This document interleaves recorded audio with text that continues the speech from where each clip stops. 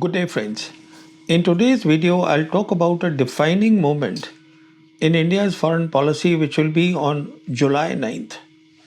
Now, July 9th is when Iran's former supreme leader Ali Khamenei, who was assassinated by America and Israel on February 28th, will be finally laid to rest. This will be a big event. The world will be watching it. And the majority of the invitees in Iran will be the leaders from Global South. And this is the reason that the Iranian president has invited Prime Minister Modi to this event. The big question is, will Prime Minister Modi go himself or will somebody be deputed to represent India? Now, if Modi goes himself, it will show India's solidarity with Iran.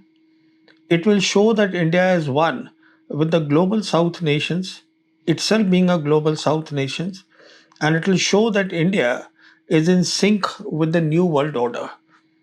A world order we know where majority of the global south countries, which is 80% of the world population, is getting attracted towards. And the new world order is what is taking shape in West Asia after Iran has won the war there. But my assessment is that Modi will not go. Although I'll be very happy if he does. And there are two reasons why I say Modi will not go. The first reason is that he would not like to displease America and Israel by going to Iran. And the second reason is that he likes to stand and be identified with global North leaders as heading India, which is supposedly the leader of global South, which is not true. But I'll explain that in a while. Now, there is a belief in India's External Affairs Ministry that this assumed strategic heft of India being the leader of Global South, it gives an advantage to India in global affairs. Now, until the coming of this second Trump administration, this advantage was unnecessary because the Americans in any case had given a role in global affairs to India by making it its military bulwark against China, a role which no longer is there with India. Because the second Trump administration, the present one, now it now calls the US Indo-Pacific Command with its original name, which is US Pacific Command. Indo has been dropped. And Indo-Pacific region is now called as Asia Pacific region. And we know Quad has been downgraded with no combat role for India. Now, this has created a problem in the External Affairs Ministry. And the problem is that since 2019, when Jaishankar became the External Affairs Minister, he at all the forums inside and outside the country has repeatedly said that India's Act East policy is aligned with Indo-Pacific strategy of America. But the Americans are now calling it Asia Pacific and not Indo-Pacific. So in my assessment, India will continue calling this Indo-Pacific region. And what India could do or what it is likely to do is that in this downgraded Quad, India would strengthen its defense, military ties as well as military exercises with the other two Quad members. That means in the trilateral arrangement, which is India, Japan, and Australia. Because as far as the Japanese are concerned, they talk of a free and open Indo-Pacific. So they call it Indo-Pacific. Now, what eventually happens, we'll get to know more because the Japanese Prime Minister, she's coming to India on 1st of July. And after that, we know the Prime Minister himself is going on a two-nation tour to Australia and New Zealand with a stopover in Indonesia. Now, as I said that India is interested in having a big role in global affairs. So in this context, now, Ram Madhav has written an article. Ram Madhav is the president of India Foundation.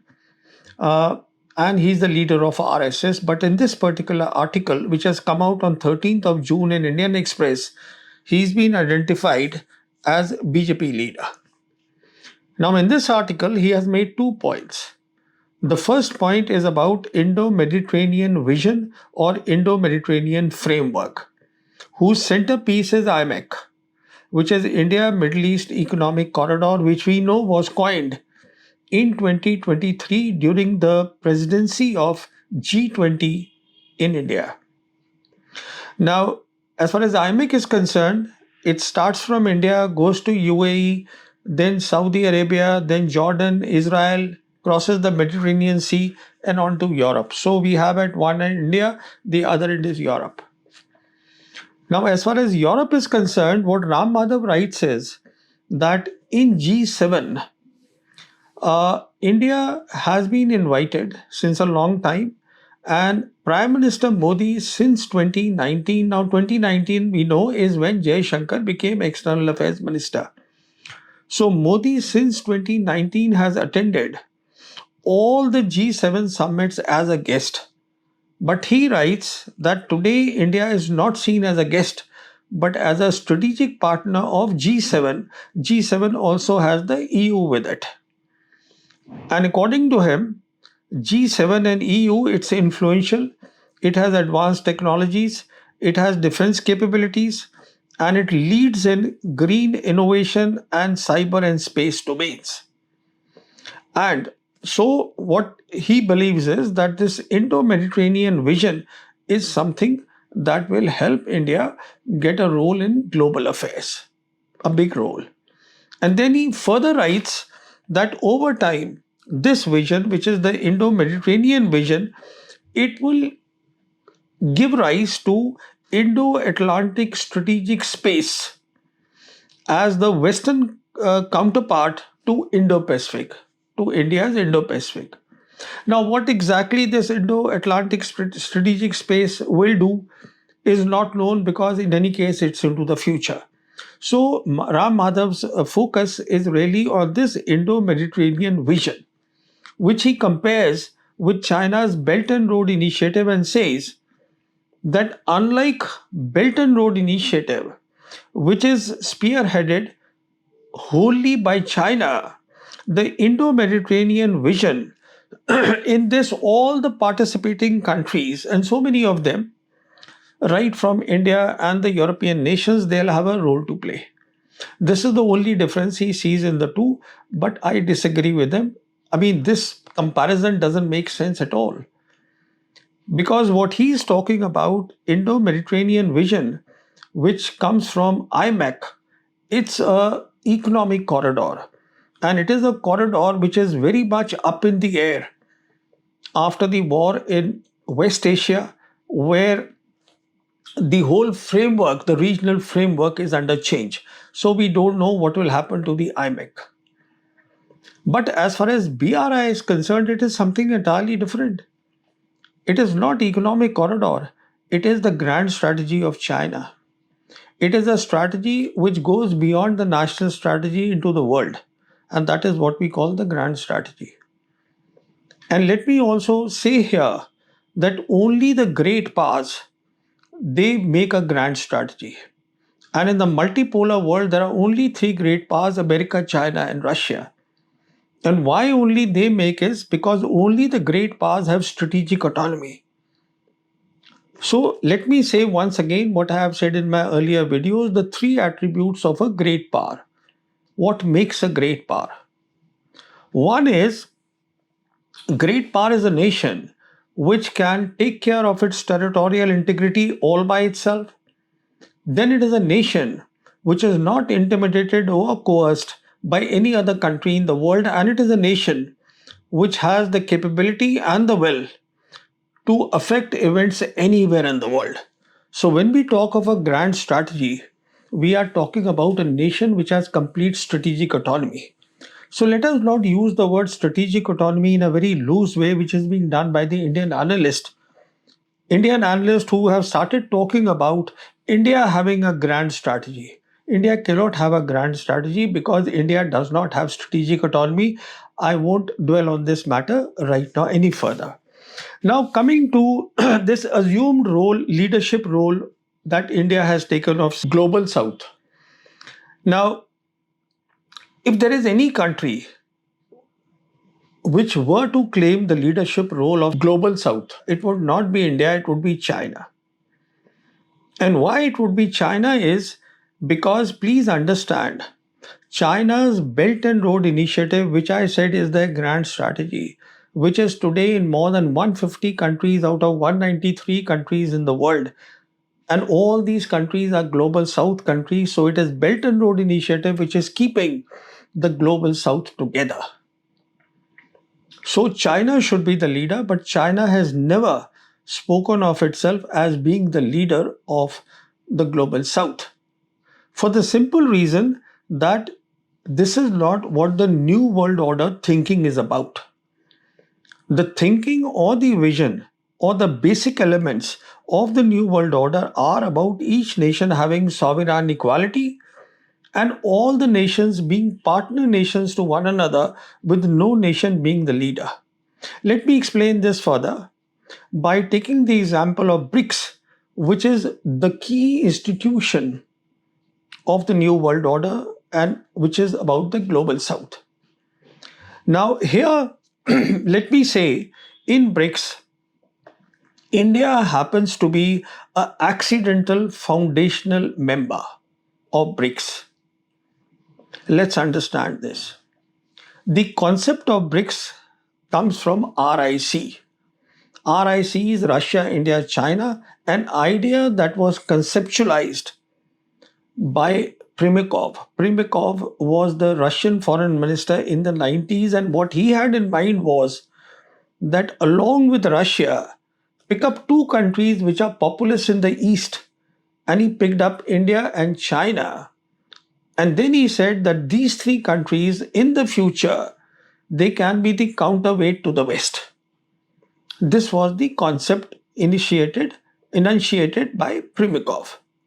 But it was President Putin who actualized it. It was President Putin who in 2005 in Moscow, he got together the meeting of the RIC, which is Russia, India, China. He got them together. And this became, we know, the BRICS. Now, before that, in 2008, Chinese, after the financial crisis of 2008, they realized that their strength was geoeconomics. So they brought geoeconomics in RIC. So we had three countries in RIC, two great powers, one which was focused on geopolitics, which is Russia, another China focused on geoeconomics, and India, a populous country with a lot of attributes, potential to be a great power, but simply went along with this RIC, which then became BRICS in 2010. Sorry, and today this BRICS has 11 members and it has 10 partner countries. And there are a whole lot of countries which want to join the BRICS. And in terms of GDP and the population which is there of the world in BRICS, BRICS is way ahead of G7. So here is the key point. In 2015, at the summit which was held in Russia, 2015, President Putin made it very clear, because this question had come up in BRICS. He made it very clear that all the BRICS members amongst themselves, they will have a relationship of strategic partnership. That no member of BRICS will be the leader. So the concept is of strategic partnership, everybody being partner, nobody being a leader in global south. And this is the reason that this new world order vision, one of the reasons that the global south countries are attracted towards that. Now, as far as President Trump is concerned, he in any case doesn't care about leadership of global south, and he doesn't understand so-called global south. And why I'm saying that is, if you see the national security strategy of the Trump administration that came out in 2025, and I'm quoting from there, it clearly says that America and its allies have not formulated much less executed a joint plan for the so called global south. The Americans don't care about global south or neither the allies. But the people who care about all this, the people who care about BRICS and the New World Order are the countries of global south. And surely they will remember for a long time what Secretary of State Mark Rubio said about India in regard to BRICS when the American ambassador to India, Sergio Gore, he had to be cleared by the US Senate. The hearing was there. In that to a question, Rubio said that India is on our side on issues within BRICS. Now, the point I want to make, get back to the big question is that India, if it is to play a big role in the global affairs, it will not play by, trying to be the leader of global south. It will only be able to play if it focuses on development. And this is nothing new. Everybody has said it. I have said it so many times. Focus on development, build up capabilities, build up capacities. And for that, what you need is peace. You need peace. You need a resolution of the two military lines that India has with Pakistan and China. And as far as China is concerned, India needs to normalize ties with China because here is the irony. India does not have normal ties with China, but China today is India's largest trading partner. The bilateral trade stands at $151 billion, of which the trade deficit in favor of India is $112 billion. Now, there is no mutual trust between the two countries because the relations are not normal. If the relations were normal, if the mutual trust was building up, it was there, then what we would see is the Chinese investments coming in, Chinese technology coming in. And as far as Pakistan is concerned, now today, India, which is the government of India, it has two big problems with Pakistan. One, of course, was there, which is the ideological problem. And now the second problem is the risen geopolitical profile of Pakistan in the Eurasian landmass minus Western Europe, which I have said in my earlier videos, is where the global geopolitics is being played out. This is where the power and the wealth and all the three great powers are focused. And here, Pakistan's role has really shot up. From being a facilitator, which it was in the war between Iran and America, and of course Israel with America, it was a facilitator we saw on 11th of April. And then after that, it became a mediator, an enhanced role, when the MOU was signed in Switzerland. And in fact, the Iranians have, in their MOU, they have called it Islamabad MOU. And after that, the Iranian leadership, it's got a quad together in West Asia. Four big regional countries Pakistan has got together, which is Pakistan, Egypt, Saudi Arabia, and Turkey. And not only that, today it is seen as a regional player itself, though it's a country it's a country located in South Asia, but it is seen as a regional player in West Asia, which means that it has a permanent and an important political, economical and security role in West Asia. And then, as far as the Iranians are concerned, Iranians are looking at the American framework getting replaced by an Islamic framework. And surely the Pakistanis will do a lot of work in this.